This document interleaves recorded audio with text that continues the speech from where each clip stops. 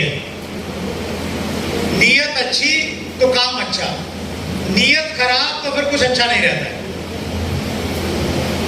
RCM business की नीयत क्या है? वो आरसीएम बिजनेस के 3 उद्देश्यों से दिखती है। आरसीएम बिजनेस का के जो 3 उद्देश्य हैं, उसमें पहला उद्देश्य है स्वावलंबन।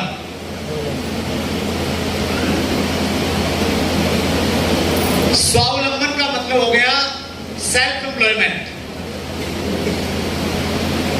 हमारे देश में आंकड़े बताते हैं 54% लोगों के पास में काम नहीं है। सरकारें कहती हैं, पार्टियां कहती हैं कि हमारी सरकार बनाओ, हम आपको नौकरी देंगे। ऐसे दौर में आरसीएम बिजनेस कहता है कि आप आरसीएम में आओ और आपकी नौकरी मांगने वाले नहीं, नौकरी देने वाले बन जाओ।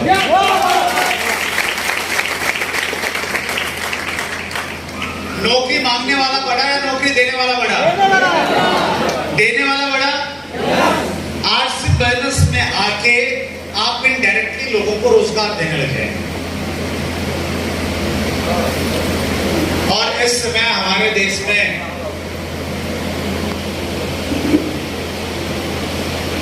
अनाज की आवश्यकता नहीं है मुफ्त में देने की,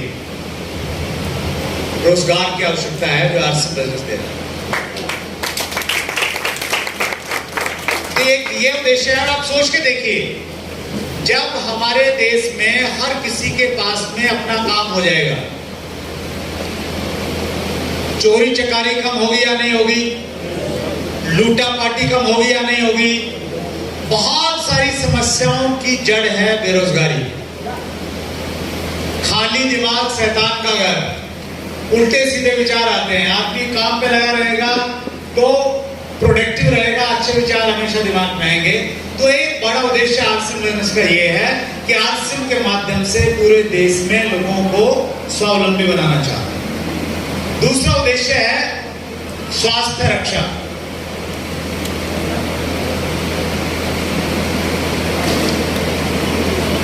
आरसीएम बिजनेस में इस प्रकार के प्रोडक्ट हमारे पास में हैं, इनके इस्तेमाल करने से अगर हम रेगुलर इनका इस्तेमाल करते रहेंगे तो ये बात तय है कि हम कभी बीमार नहीं पड़ेंगे। हेलो, बीमार हम लोग क्यों पड़ते हैं? एक मुख्य वजह आज के समय में बीमार पड़ने की ये है कि हम मिलावटी सामान खाते हैं। हल्दी उसमें मिलावट, मिर्ची में मिलावट। कुछ लोगों ने टेस्ट करके देखा है, जहर खाते हैं उसमें मिलावट मिलती है। हेलो, हर जगह मिलावट है या नहीं है? तो अगर आप शुद्ध प्रोडक्ट इस्तेमाल करेंगे तो लंबे समय तक जिएंगे या नहीं जिएंगे? हमारे पास में न्यूट्रिशन के प्रोडक्ट हैं, उनका रेगुलर इस्तेमाल करने से आप लंबे समय तक हेल्दी रह सकते हैं। और आरसीएम में एक चीज तय है, टीसी छावड़ा जी ने बहुत बार ऐसा बोला है, आपको बहुत सारे सेलिब्रिटी ऐसे मिल जाएंगे जो ऐसे प्रोडक्ट का प्रचार करते हैं जिनका इस्तेमाल करने से सेहत खराब होती है, फिर भी करते हैं धड़ल्ले से।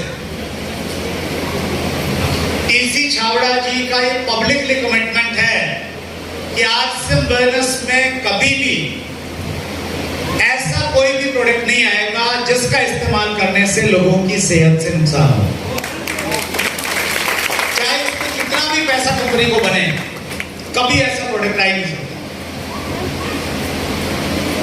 तो हमारे देश की ये प्रॉब्लम जो है मिलावटखोरी की, उसको खत्म करने के लिए आरसीएम बिजनेस स्वास्थ्य रक्षा का उद्देश्य लेके काम कर रहा है। और जो तीसरा उद्देश्य है हमारा,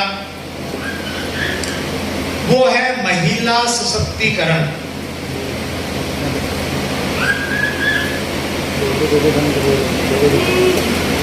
वुमन एम्पावरमेंट। हमारे देश में जितने पुरुष हैं उतनी ही महिलाएं हैं, लेकिन अगर हम कामकाज इतिहास में देखें तो महिलाओं की संख्या हमेशा कम रहती है। या सुनो, संसद में मुद्दा उठता रहता है कि महिलाओं के लिए सीटें आरक्षित होनी चाहिए। हमारी देश की जिस प्रकार की भी सामाजिक स्थिति है, उस सामाजिक स्थिति में महिलाओं को काम करना थोड़ा सा चैलेंजिंग रहता है, थोड़ा सा मुश्किल रहता है।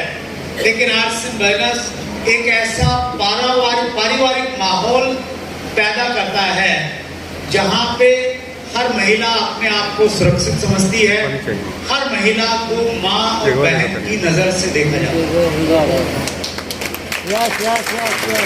उनको प्रोत्साहन दिया जाता है, उनको मंच प्रदान किया जाता है। उस प्रकार के प्रोडक्ट लेके आ रही है कंपनी जो महिलाओं के लिए विशेष रूप से जरूरी प्रोडक्ट्स हैं। तो इन 3 बड़े उद्देश्यों के साथ में आरसीएम बर्नस की शुरुआत हुई। आप किसी भी डायरेक्ट सेलिंग कंपनी के उद्देश्य अगर आप देखेंगे तो बहुत सारी कंपनियों के तो उद्देश्य ही नहीं है, एक ही उद्देश्य है, बहुत सारा पैसा कमाना। हेलो। और कुछ कंपनियों का उस उद्देश्य के अंदर एक उद्देश्य है, बहुत सारा पैसा कमा के फिर गोल हो जाना। आरसीएम बर्नस जो भी पैसा कमाता है वो पैसा सारा का सारा इस रूप में इन्वेस्ट करता है कि आरसीएम के डायरेक्ट सेलर को उसका लाभ, चाहे वो आरसीएम वर्ल्ड बनाने की बात है, चाहे वो नए नए प्लांट लगाने की बात है, जहां पे दुनिया का बेहतरीन प्रोडक्ट हमारे पास में उपलब्ध है। मैं तो सबकी नब्ज बहुत अच्छे से पहचानता हूं, और जब मैं सबको देखता हूं और आरसीएम को कंपेयर करता हूं उनके साथ में, तो हमेशा मुझे ऐसा लगता है कि ऊपर वाले की हमारे ऊपर बहुत बड़ी कृपा है कि हमें आरसीएम बिजनेस मिला।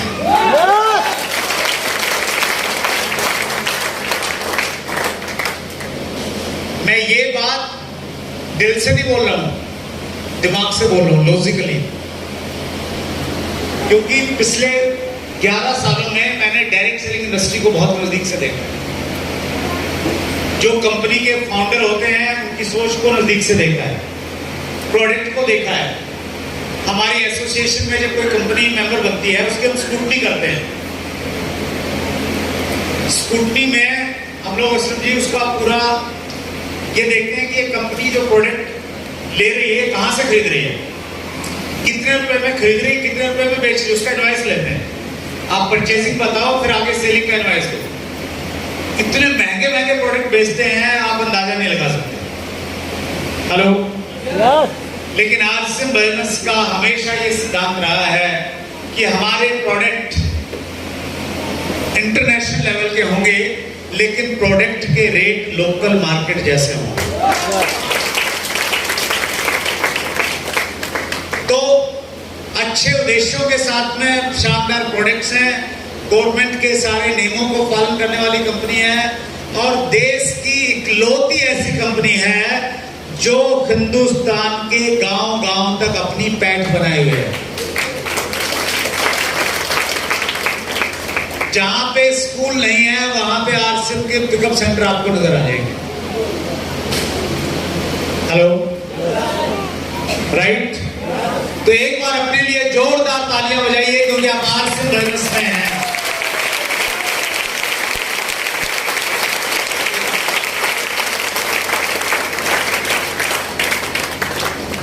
क्योंकि पहली बार जब किसी के सामने कुछ भी प्लान बताया जाता है ना, तो उसको ही वो राइट मान लेता है, क्योंकि उसको कुछ मालूम नहीं है। लेकिन पहली बार ही राइट कंपनी मिलना, राइट कॉन्सेप्ट मार्केटिंग मिलना ऊपर वाले की कृपा के बिना संभव नहीं है। कुछ लोग ऐसे भी हमारे बीच में होंगे जिनको पहली, दूसरी, तीसरी कंपनी खराब मिली थी, लेकिन अब वो सही वाले में पहुंच गए हैं। अब अगर सही वाले में पहुंच गए हैं तो ज्यादा ताका जाके मत करोगे। अब इस कमिटमेंट के साथ में लग जाओ कि बेस्ट मिल गई है तो पूरी जिंदगी बेस्ट के साथ में रहना।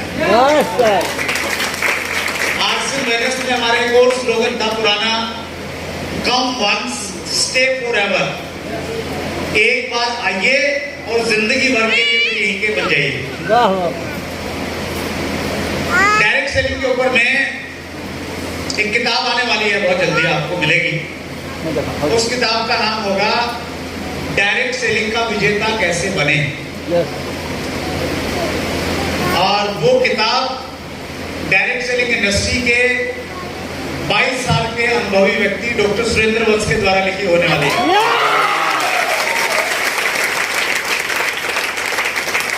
संभव है अगले महीने तक आ जाएगी। उस किताब में एक टॉपिक है, सही कंपनी का चुनाव कैसे करें, how to choose a right company.